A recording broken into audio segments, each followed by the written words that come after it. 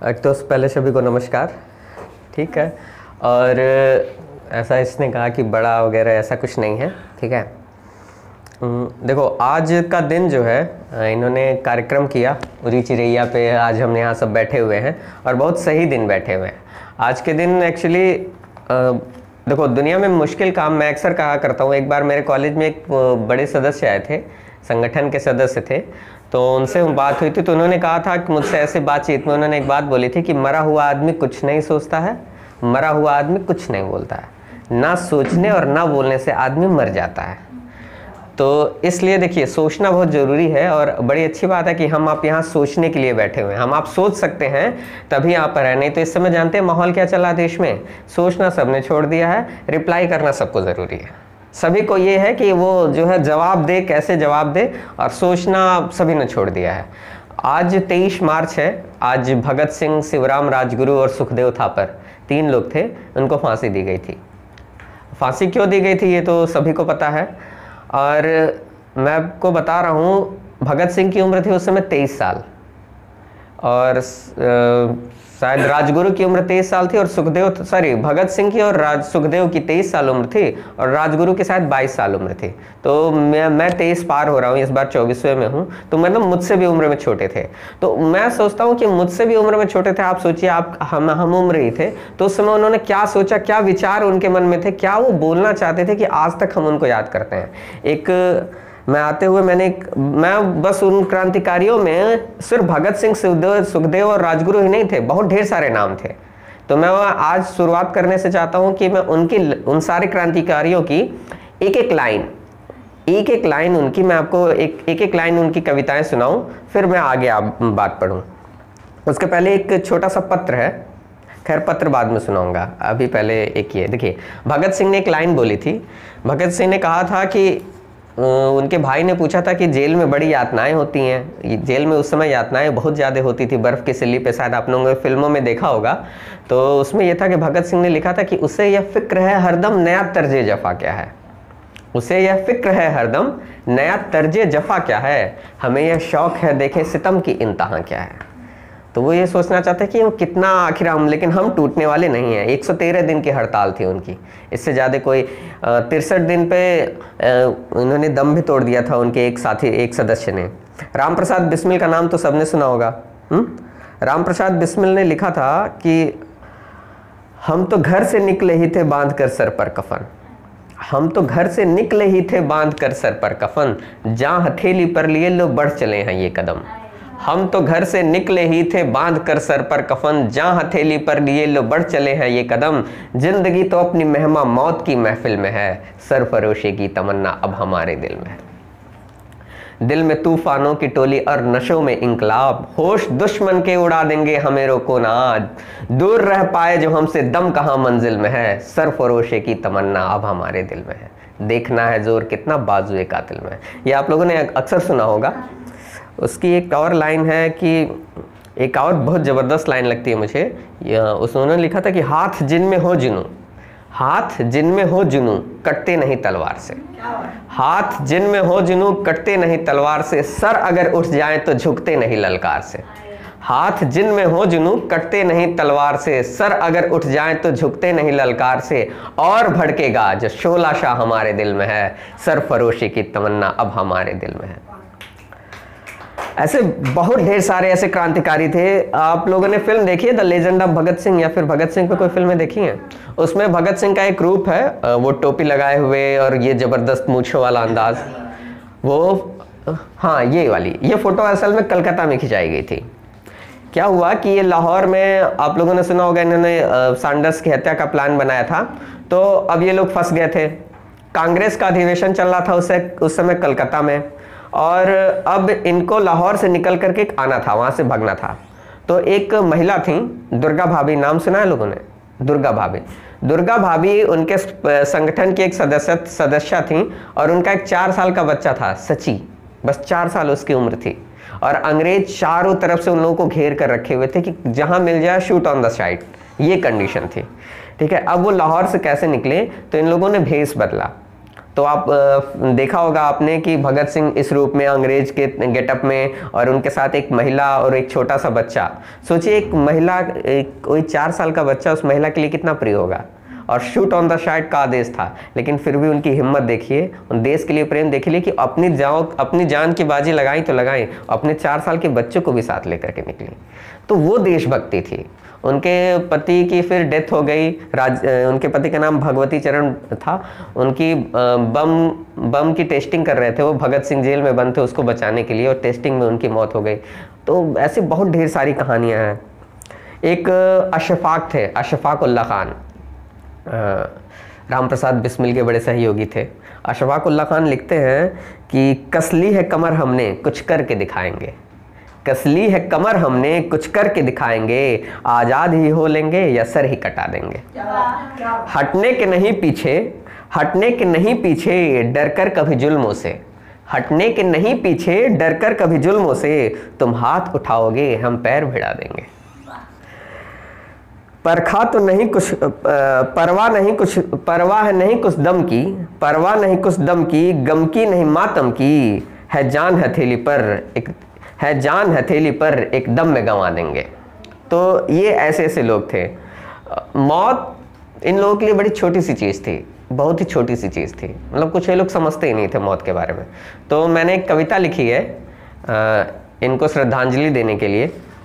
और तो ये या हमारे सैनिक हुए या जो भी लोग हैं, ये लोग जान की बाजी ऐसे ही लगा देते हैं। इवन एक इन्हीं के संगठन के एक सदस्य थे राजेंद्र लाहिड़ी, शायद आप लोगों ने नाम सुना हो। राजेंद्र लाहिड़ी ने लिखा था, उनसे पूछा गया ऐसे कि यार डरते नहीं हो तुम, मरने से नहीं डरते हो, या आप अपने दोस्तों का पता बता दो, नहीं तो तुमको मौत के घाट उतार दिया जाएगा, फांसी चढ़ जाएगी। तो उन्होंने लिखा था कि मौत क्या है, मौत क्या है, जिंदगी की दूसरी शादी के सिवा कुछ नहीं, और जिंदगी क्या है, ये मौत की पहली दिशा का नाम है। तो फिर मरना क्या, मौत से क्या डरना। तो ये ऐसे लोगों को डराना क्या आसान था। तो उस पर मैंने लिखा है कि हम कैसे उनको श्रद्धांजलि दे सकते हैं। मैं आपको देखिए, अभी देश के जो हालात हैं उस पर भगत सिंह की एक पत्र है भगत सिंह का, विद्यार्थी और राजनीति। तो इस पत्र को भी मैंने जल्दी पढ़ा, पहले भी पढ़ा था लेकिन तब उतनी समझ नहीं थी। जैसे अभी क्या है, आप किसी के खिलाफ कुछ बोलिए, आजकल देश में माहौल मैंने कहा ना बन गया है कि आप किसी के खिलाफ कुछ भी बोल दीजिए, बोलना बहुत आसान हो गया है। तो आपको लोग अलग अलग अजीब अजीब तरह की उपाधियां दे दे रहे हैं, है ना। तो देखिए मैं वही कह रहा हूँ कि सोचना बहुत मुश्किल हो गया है।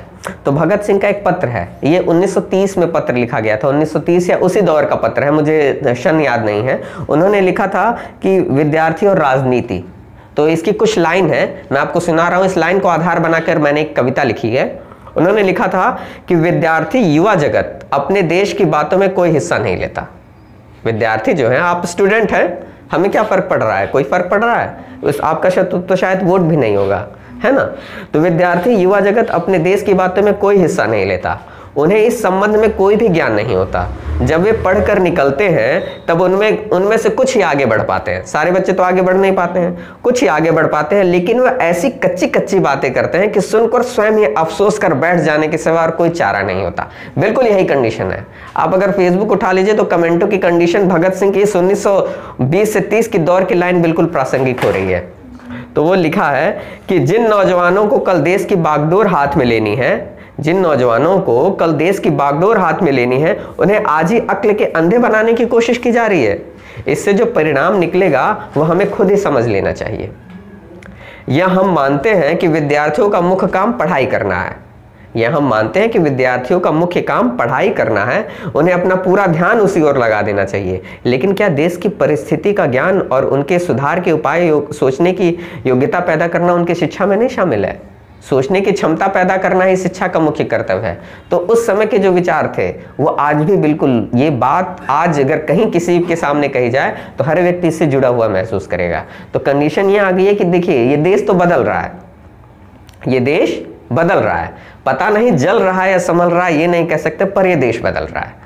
तो इस पर मैंने एक कविता लिखी है, मैं आपको सुनाऊंगा, लेकिन आज का दिन है तो उन क्रांतिकारियों को एक श्रद्धांजलि देने के बाद मैं उस कविता पर आऊँगा।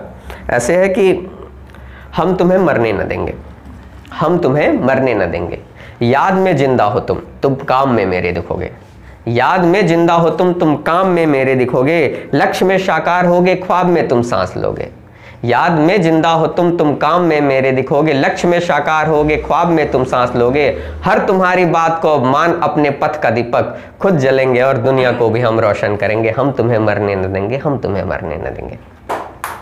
ऐसे कि मरता वो है, उसमें लिखा गया, अभी राजेंद्र लाहिड़ी की मैंने आपको लाइन सुनाई ना, तो उस पर रोशन सिंह ने भी एक बात लिखी थी। रोशन सिंह ने लिखा था कि रोशन सिंह ने उस पर लिखा था कि जिंदगी जिंदा दिली को जान ए रोशन। रोशन सिंह भी काकोरी कांड में उनको फांसी दे दी गई थी, तो उन्होंने लिखा था कि जिंदगी जिंदा दिली को जान ए रोशन, वरना कितने मरते और कितने पैदा हो जाते हैं। तो इसलिए हमारे लिए बहुत ज़रूरी हो गया समझना कि ज़िंदगी क्या है। और सोचिए उनके बारे में जो देश के लिए शहीद हो जा रहे हैं हमारे जवान, और हम उस पर पॉलिटिक्स कर रहे हैं या फिर हम उसको बिना समझे कुछ ऐसे ही बोल दे रहे हैं। तो इसलिए मैं कह रहा हूँ सोचना बहुत ज़रूरी है। तो ये है कि मरता वो है जिसके मन में ना हो कोई कल्पना, जिसने सोचना छोड़ दिया है। मरता वो है जिसके मन में ना हो कोई कल्पना, मरता वो है जिसने खो दी हो सभी का संकल्पना, मरता वो है जो युवा हो के युवा रह जाए ना, हो गलत जो सामने तो भी जुबा लहराए ना, मरता वो है जिसकी इज्जत जा चुकी हो गर्त में, मरता वो है सो रहा जो निराशा के गर्त में, मरता वो है हम तुम्हारी बात से सीखेंगे और बढ़ जाएंगे, नाम को पीछे ही रखकर काम पर अब आएंगे, अपने दिल पे राज किसी और का चलने ना देंगे, हम तुम्हें मरने ना देंगे, हम तुम्हें मरने ना देंगे। तो एक बात है ना कि क्यों चले किसी दूसरे के मुताबिक, हमारी राहें हमारे हिसाब से होनी चाहिए। तो इसमें यह है कि आगे मैं लिखता हूं कि हम तुम्हें मरने न देंगे। अंत तो शुरुआत है, अंत तो शुरुआत है, एक नई फिजा की बात है, अंत तो शुरुआत है, एक नई फिजा की बात है, दिल में अपने आग है तो रात कैसी रात है।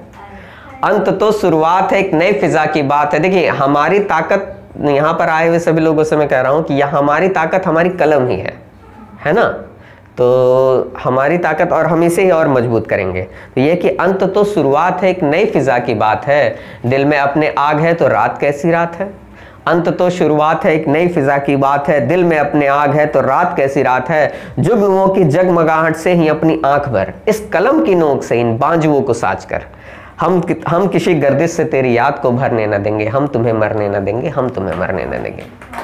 तो इसलिए इन सारे क्रांतिकारियों को याद करना हमारे लिए बहुत ज़रूरी है। और बहुत ढेर सारे नाम थे, भगवती चरण, महावीर सिंह, मजाद साहब। मैं अक्सर उनकी एक लाइन बोलता रहता हूँ। वो बात के मजाद साहब ने लिखा था उस दौर में कि गिरे ज़मी पे जो मेरा लहू तो गम मत कर, इसी जमी से महकते गुलाब पैदा कर, तो इंकलाब की आमद का इंतज़ार न कर, जो हो सके तो अभी इंकलाब पैदा कर, जो हो सके तो अभी इंकलाब पैदा कर। तो दौर, अभी जो भगत सिंह का मैंने पत्र पढ़ा, उस पर जो मैं लाइन लिखा हूँ, मैं आज वो कविता सुनाने आया हूँ, आप सुनिएगा।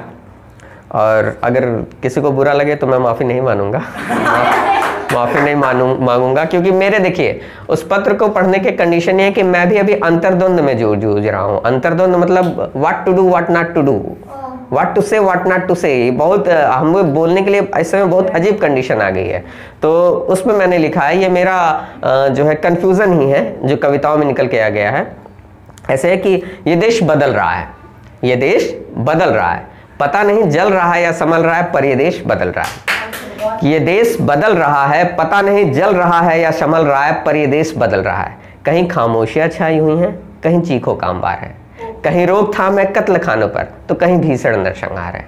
कौन पक्ष है कौन विपक्ष, कौन पक्ष है कौन विपक्ष, किसके माथे जीत का सहरा और किसके सर पे चढ़ बैठा है दक्ष।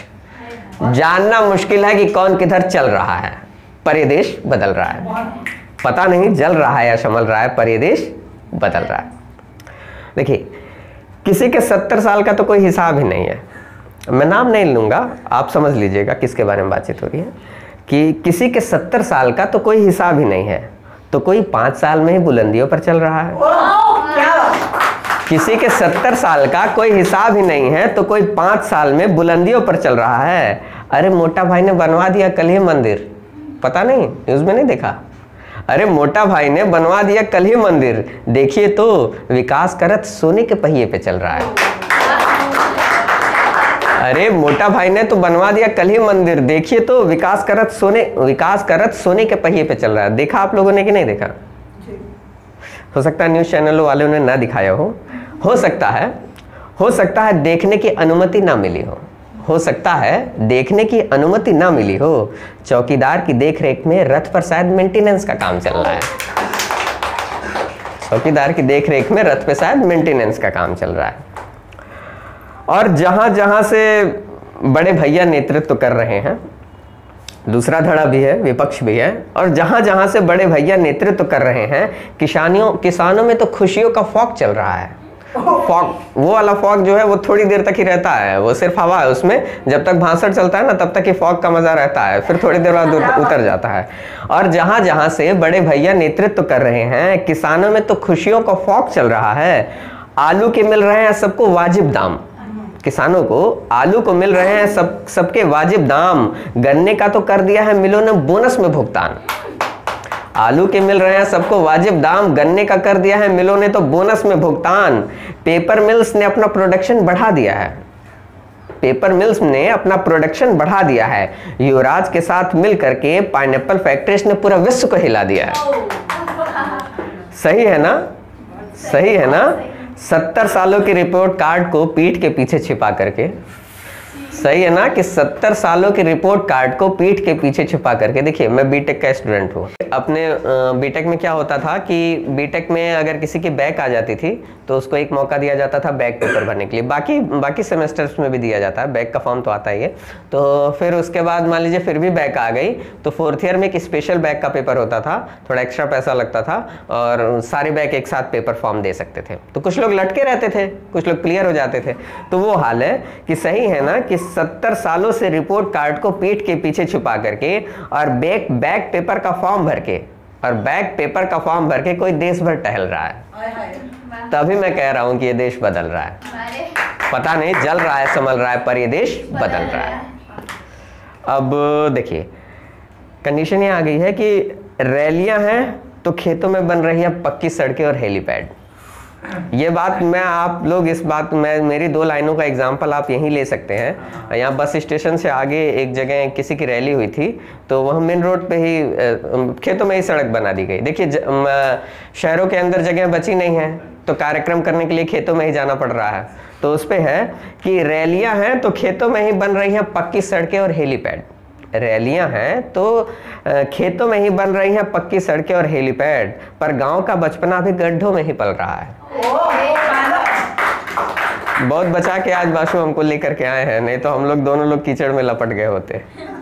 कि रैलियां हैं तो खेतों में बन रही हैं पक्की सड़कें और हेलीपैड, पर गांव का बचपना भी गड्ढों में ही पल रहा है। पुल बन रहे हैं तो उपलब्धियां हैं सरकार की, पुल बन रहे हैं तो ये उपलब्धि है सरकार की। अभी मुंबई में एक पुल गिरा तो एक बड़ी नेत्री ने उस पर कुछ कमेंट किया था।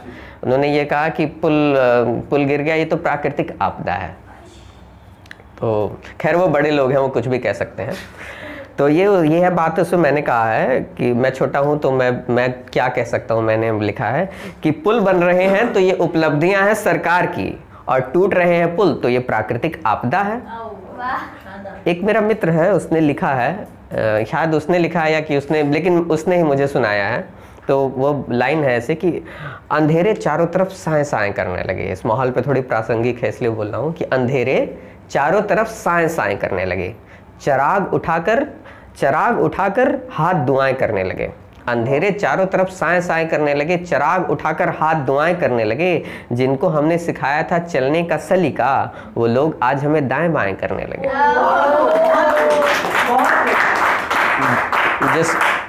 जिसको हमने पद दे दिया है, खैर वो फिर आएंगे, फिर वो हमसे चलना सीखना आने वाले हैं क्योंकि मौसम आ गया है चुनाव का। ठीक है, तो लोग जिनको हमने सिखाया था चलने का सलीका, वो लोग आज हमें दाएं बाएं करने लगे। तरक्की कर गए हैं ये बीमारियों के सौदागर, तरक्की कर गए हैं ये बीमारियों के सौदागर। ये सब मरीज हैं जो दवाएं करने लगे। खूब महफिल थी गजब का रंग था, खूब महफिल थी गजब सा रंग था। कुछ सफेद पोस उठे और काएं काएं करने लगे। तो यही कंडीशन है। तो वही जो पुल वाली बात थी तो काएं काएं वाली ही बात थी। तो आगे मैं कहता हूं कि पुल बन रहे हैं तो उपलब्धियां हैं सरकार की, और टूट रहे हैं पुल तो ये प्राकृतिक आपदा है। देशभक्ति उबाल भर रही है, देशभक्ति उबाल भर रही है मीडिया चैनलों के एंकर्स में। देशभक्ति उबाल भर रही है मीडिया चैनलों के एंकर्स में, लेकिन उनके अंदर का देशभक्त तो लापता है। अब तो मौसम फिर से आ रहा है, अब तो मौसम फिर से आ रहा है चुनाव का और बारिश का भी। देखो, चुनाव के बारे में तो मैं बहुत ज़्यादा नहीं बोल सकता, क्योंकि आजकल मैं सक्रिय राजनीति में नहीं है, ठीक है। और कहा जाता है कि बच्चे हो, पढ़ाई करो, तुम्हारी नौकरी लग गई, चुपचाप नौकरी करो। तो इसलिए भाई मैं बारिश के बारे में तो बोल सकता हूँ। कवियों पे तो बारिश का पूरा अधिकार होता है कि नहीं? कवियों को तो यही कहा जाता है आप बारिश पे लिखिए, तो मैं बारिश के बारे में तो बोल सकता हूँ, ठीक। अब तो मौसम फिर आ रहा है चुनावों का और बारिश का। अब कीचड़ भी होगा, अब कीचड़ भी होगा, जूतों में चिपक कर घर भी जाएगा। ठीक है, अब तो मौसम फिर से आ रहा है बारिश का, चुनाव का और बारिश का भी। अब कीचड़ भी होगा, जूतों में चिपक कर घर भी जाएगा, घर गंदा भी होगा, साफ करने को लेकर रोज कहासुनी भी होगी, और शाम को चुपचाप काम करने वाली आएगी, रोज की तरह कीचड़ साफ करेगी और चली जाएगी। और शाम को रोज की तरह काम वाली आएगी, कीचड़ साफ करेगी और घर चली जाएगी। ठीक ऐसे ही चुनाव भी बीत जाएगा, ठीक ऐसे ही चुनाव भी बीत जाएगा। लेकिन भाई देखो, मुझे इस बार कोई टेंशन नहीं है, लेकिन मुझे इस बार कोई टेंशन नहीं है, क्योंकि मेरे यहाँ ऐलान हो गया है, प्रचार शुरू हो गया है। बारिश, सॉरी, मतलब मैं ये कहना चाहता हूँ बारिश होने लगी है, तो पीले पीले मेढक आने लगे हैं, तो लेकिन मुझे कोई टेंशन नहीं है। मेरे यहाँ ऐलान हो गया है कि खेतों से लेकर घर के दरवाजे तक ब्रांडेड और वाटरप्रूफ टाइल्स बिछाई जाएंगी। लेकिन मुझे कोई टेंशन नहीं है, मेरे यहाँ ऐलान हो गया है कि खेतों से लेकर घर के दरवाजे तक ब्रांडेड वाटरप्रूफ टाइल्स बिछाई जाएंगी, और ये ऐलान का काम युद्ध स्तर पर चल रहा है। तभी मैं कह रहा हूँ कि देश बदल रहा है, पता नहीं जल रहा है या संभल रहा है, पर ये देश बदल रहा है। तो धन्यवाद, आज के लिए इतना ही।